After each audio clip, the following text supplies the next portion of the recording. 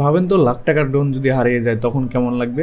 গতকাল আমি একটা শুটে গেছিলাম গ্রামের বিলের মধ্যে ক্যানেলের ভিডিও তুলতে। প্রায় 6 কিলোমিটার জুড়ে শুট করতে হচ্ছিল। আমি 2 কিলোমিটার করে শট নিচ্ছিলাম। প্রায় শেষের দিকে যখন শট নিচ্ছিলাম তখন লোকেশনটা গ্রামের ভিতরে পড়ে। যখন গ্রামের ভিতরে ড্রোন উঠছিল তখন অনেক গাছ থাকা এবং চার্জও শেষের দিকে হয়, কানেকশন লস্ট হয়ে যায়। আর ঠিক সেই মুহূর্তে আমি ড্রোনটা হারিয়ে ফেলি। মনে হলো যেন মাথার উপর আকাশ ভেঙে পড়লো।